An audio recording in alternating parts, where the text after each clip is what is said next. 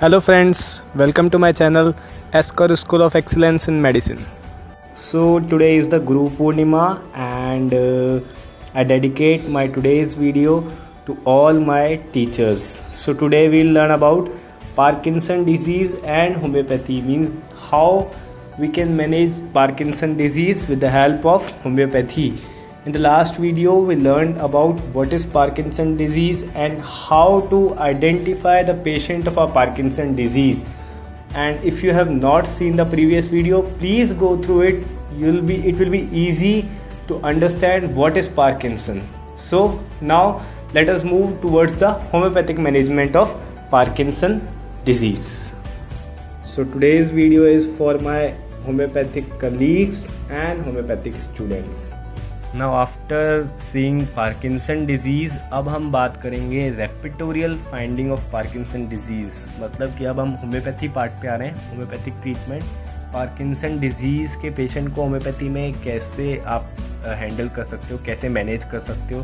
तो सबसे पहले मैंने यहाँ पे 3 रेपर्टरीज ली हैं रेपिटोरियल फाइंडिंग ऑफ पार्किंसन डिजीज़ में। First of all is boric repertory.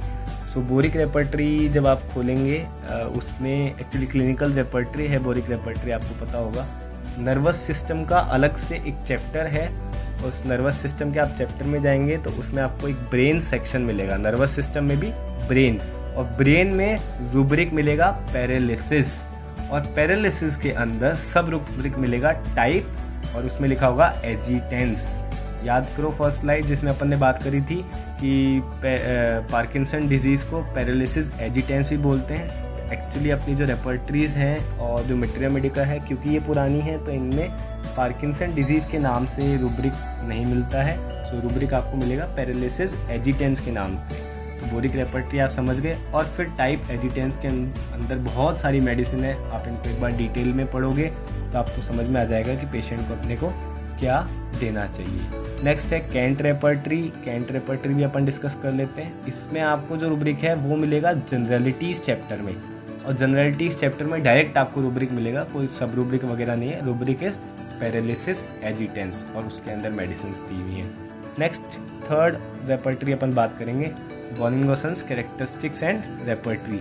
इसमें जो चैप्टर है वो चैप्टर आपको sensations and complaints in general में मिलेगा, और उसमें भी रूब्रिक इज सेम पैरालिसिस, और सब रूब्रिक इज एजिटेंस, और उसके अंदर आपको मेडिसिन दी हुई हैं।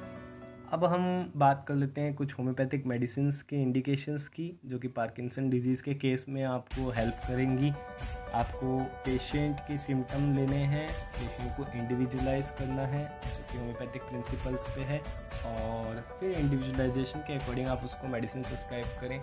याद रखें पार्किंसन डिजीज़ एक्चुअली बहुत स्लो डिजीज़ है डेवलप होने में, और इसको टाइम भी उतना ही लगता है, पूरी तरह से ठीक नहीं हो पाती। बट आप इसमें आराम दे सकते हैं पेशेंट को। आराम इन द सेंस कि आप उसके जो इतने स्लोली मूवमेंट हो रहे हैं उसको थोड़ा सा आप एनहेंस कर सकते हैं, और बाकी सिम्टम्स में आप आराम दे सकते हैं। जैसे मैंने आपको एक कैरेक्टरिस्टिक यूरिन वाला सिम्टम बताया था, और बस आप इसको रिलीफ दे सकते हैं, but cure is somehow not possible. So first medicine हम यहाँ डिस्कस करने जा रहे हैं, that is gelsemium. So gelsemium में क्या है कैरेक्टरिस्टिक? ट्रेमर इज़ अ की note of the remedy. Gelsemium का की नोट है ट्रेमर, ट्रेम्बलिंग, हर जगह ट्रेम्बलिंग, हर जगह ट्रेमर, ये जेल्सीमियम का की नोट है। और कैसे देखने को मिलेगा?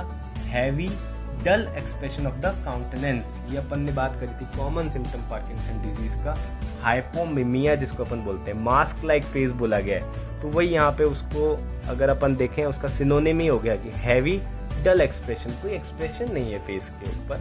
नेक्स्ट है trembling of the hands when lifting them up. तो ये हमने बात करी थी, हैंड्स में ट्रेम्बलिंग मिलती है। और कैसी ट्रेम्बलिंग मिलती है? पिल रोलिंग ट्रेमर्स मिलते हैं, जैसे माला फेर रहा हो। तो जेल्सीमियम में आपको ट्रेम्बलिंग देखने को मिलेगी हैंड्स की। इसके अलावा अनस्टेडी गेट, तो अपन ने बात करी थी पोस्चरल इंस्टेबिलिटी की, कि पेशेंट लड़खड़ाता है, सीधा नहीं चल पाता। तो वही अनस्टेडी गेट जेल्सीमियम के पेशेंट में भी देखने को मिलती है। इसके अलावा एक्स्ट्रा क्या मिलेगा जेल्सीमियम के पेशेंट में? वो है excessive irritability of the mind and body. बहुत चिड़चिड़ा सा होता है, एक डिप्रेशन, अपन ने उसमें डिप्रेशन डिमेंशिया देखा है, एक चिड़चिड़ापन भी देखने को मिलेगा। उसके अलावा पैरालिटिक अफेक्शंस, क्योंकि ब्रेडिकाइनेजिया वहाँ है, सो पैरालिटिक अफेक्शंस, मसल्स कैसी होती हैं, वीक मसल्स होंगी and will not obey the will. मतलब पेशेंट तो चाहता है कि यार मैं फटाफट जाऊं और डॉक्टर साहब से मिल लूं या फटाफट ये काम कर लूं, बट उसकी मसल्स जो हैं वो उसको एक तरीके से ओबे नहीं करती। मतलब वो करना चाहता है बट कर नहीं पाता क्योंकि उसकी मसल्स में उतना मूवमेंट है नहीं। Now next is complete relaxation and prostration of the muscular system. पूरी तरीके से वीकनेस होती है with entire motor paralysis. And last 3D of gelsemium आप याद रखें, that dullness, dizziness and drowsiness which characterises the medicine gelsemium. So next is hyoscyamus. Hyoscyamus constantly stares at surrounding objects. अपने आसपास की चीज़ों को ऐसे घूर घूर के देखेगा, तो वही मास्क लाइक फेस, हाइपोमिमिया यहाँ पे आपको देखने को मिल रहा है। Lascivious exposes his genitals, plays with genitals. मतलब लेसीवियस बहुत है, पेशेंट अपने मतलब कपड़े उतारने की कोशिश करेगा और ये सब हायरसेमस में देखने को मिलेगा। Next is trembling of hands और फीट की ट्रैम्बलिंग मिलेगी। वेरी सस्पिशियस, लेसीवियसनेस से भी ज़्यादा हायरसेमस में सस्पिशियसनेस मिलती है।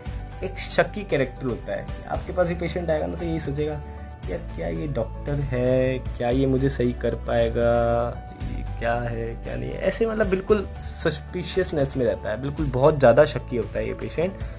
और इनवॉलेंट्री मिक्चुरेशन, क्योंकि यहाँ पे ब्लैडर पैरालाइज्ड है इसलिए इनवॉलेंट्री मिक्चुरेशन है। और इसीलिए एक सिम्टम और आ रहा है, has no will to urinate. तो क्योंकि ब्लैडर पैरालाइज्ड है, जो पेशाब है वो अपने आप ही निकल जाता है, तो इसको अंडरस्टैंडिंग नहीं होती कि मुझे पेशाब जाना है या नहीं जाना है। और एक और important symptom is picking at bed clothes. तो जैसे जरूरी नहीं बेड क्लोथ्स ही हो, बट नीचे से जैसे कुछ उठाता रहेगा, कुछ इकट्ठा करता रहेगा। प्लेज विद हैंड्स, अपने हाथों के साथ खेलता रहेगा, एक वो ट्रैम्बलिंग भी देखने को मिलेगी। And reaches out for things, मतलब चीज़ों को बार बार उठाना, इधर उधर से कुछ है नहीं लेकिन उठाने की कोशिश कर रहा है। This is hyoscyamus. Next is mercurius solubilis tremors everywhere. तो जैसे जेलसीमियम का कीनोट ट्रेमर है, वैसे ही मर्कसॉल का भी बहुत बड़ा सिम्टम है एक trembling and weakness with ebullitions and tremblings from least exertion. जरा सा भी एक्सर्ट करता है ट्रेम्बलिंग होने लग जाती है। ट्रेम्बलिंग एक्सट्रीमिटीज़ की होगी, specially hands and paralysis agitans, as it is Boericke में लिखा हुआ है paralysis agitans. Worse at night, तो मर्कसॉल क्योंकि आपको पता है एंटीसिफिलिटिक मेडिसिन है, तो इसकी जितनी भी कंप्लेंट्स हैं वो नाइट में वर्स होती हैं। नाइट में उसमें ज़्यादा परेशानी होती है, एग्रावेशन होता है। तो आप यहाँ पे एक जो कैरेक्टरिस्टिक सिम्टम है, increase frequency of urination at night, जो पार्किंसन का सिम्टम है, वो आपको मर्कसॉल में बहुत अच्छे से देखने को मिल सकता है। दो सिम्टम और यहाँ पे मेन है, टाइम पासेस स्लोली। ऐसे लगता है कि यार बहुत सदियों हो गए उसको, तो बहुत धीरे धीरे टाइम गुजरता है। एंड हरिड इन स्पीच, आप देखेंगे ना कि सॉफ्ट वॉइस वाला पार्किंसन पेशेंट और जल्दी जल्दी बोल रहा है। मतलब वैसे यहाँ पे आप पार्किंसन के पेशेंट में आपको ब्रेडिकाइनेसिया देखने को मिलेगा, लेकिन ये इंडिविजुअलाइज कर देगा आपकी मर्कसॉल को कि पेशेंट पार्किंसन डिजीज़ का होने के बाद भी जल्दी जल्दी बोल रहा है। That is hurried in speech characteristic of merc sol. अब हम आते हैं argentum nitricum. It is very important medicine here, क्योंकि इसमें भी ट्रैम्बलिंग बहुत मार्क्ड है, ट्रैम्बलिंग ऑफ हैंड्स है, कैन नॉट राइट, लिख नहीं सकता, उसकी वजह से उसकी हैंड राइटिंग आपको मिल जाएगी छोटी छोटी। और नमनेस है, फिंगर टिप्स की, रिंग फिंगर की, लिटिल फिंगर की आपको नमनेस मिलेगी। पेशेंट बोलेगा ये मेरे को सूना सूना सा महसूस होता है, यहाँ पे किसी तरीके का दर्द या कोई टच वगैरह महसूस नहीं होता। फिंगर्स हाफ क्लेंस्ड होती है, can not be separated. And lassitude and weariness of forearm and legs with trembling, मतलब बिल्कुल एक वीकनेस सी होगी हाथों पैरों में और उसके साथ में ट्रेम्बलिंग है। वीकनेस है, रिजिडिटी है, काव मसल्स में ट्विस्टिंग आपको मिलेगी। Paralysis with mental and abdominal symptoms, तो यहाँ पे क्योंकि हमने देखा पैरालिसिस शेकिंग पैल्सी बोला गया है ना पार्किंसन डिजीज़ को, सो एक वो पैरालिसिस वाली स्टेज है। उसमें मेंटल सिम्टम्स भी हैं, जैसे स्लीप डिस्टर्बेंस हो गया, कॉग्निटिव इम्पेयरमेंट हो गया। एब्डोमिनल सिम्टम्स ही हमने देखा है, गैस्ट्रोइंटेस्टिनल सिम्टम्स ही पार्किंसन डिजीज़ में होती है। तो बिल्कुल एक पार्किंसन डिजीज़ की पिक्चर आपको अर्जेंटम नाइट्रिकम में देखने को मिल सकती है। Can not walk with eyes closed, तो पार्किंसन का पेशेंट में वैसे ही पोस्चरल इंस्टेबिलिटी होती है और जैसे ही आंखें बंद कर लेगा तो ये चल ही नहीं सकता, बिल्कुल ऐसे लड़खड़ा जाएगा, गिर जाएगा। Walks and stands unsteadily, aggravation when unobserved. जब कोई नहीं देख रहा होता है तब तो ये गिरेगा ही गिरेगा, चल ही नहीं सकता, लड़खड़ाता ही लड़खड़ाता है। और पैर इसको ऐसे लगते हैं जैसे वुड के बने हुए हैं या फिर कोई पैड लगा हुआ है, ऐसी फीलिंग होती है पैर में। So this is all about argentum nitricum. Next हम बात करते हैं सल्फर की, the great antipsoric medicine to be called. So patient is unable to walk erect, सीधा नहीं चल पाता है। स्टूप्ड शोल्डर, हमने सबसे पहले बात करी थी पेशेंट की, वापस आप जाके देखिए कि पेशेंट आगे की तरफ झुका हुआ होता है। सो सल्फर ही नहीं, अर्जेंटम नाइट्रिकम में पेशेंट, क्योंकि अर्जेंटम नाइट्रिकम में पेशेंट क्या है, हड़बड़ी में चलता है, इसलिए स्टूप्ड शोल्डर है। बट वो धीरे धीरे जब डिजीज़ उसमें आगे बढ़ती जाती है तो वो क्योंकि जल्दी जल्दी चल रहा था ना, अब उसकी सारी एनर्जी ख़त्म हो गई, तो अब वो स्टूप्ड शोल्डर हो गया जल्दी जल्दी चलने की वजह से, और अब उसमें वो ब्रेडिकाइनेसिया देखने को मिलता है। And the same stooped shoulder आपको सल्फ़र की भी, जैसे स्टूप्ड शोल्डर देखें तो आपके दिमाग में दो स्पेशली मेडिसिन आनी चाहिए, sulphur and argentum nitricum. Unwashed होगा, लंबा सारा होगा, लंबा पतला दुबला, अनवॉश्ड, नाता धोता नहीं है। Offensive in spite of washing, मतलब कितना ही धो लो निला लो, उसके बाद में भी एक शरीर से आपको एक महक आ जाएगी, वो सल्फ़र वाली महक आपको आ जाएगी, आप पहचान सकते हैं हाँ यार ये पेशेंट सल्फ़र का है। और involuntary contraction of hands as if about to grasp something, जैसे कुछ पकड़ना चाह रहा हो, ऐसे कॉन्ट्रैक्शन होंगे हैंड्स के।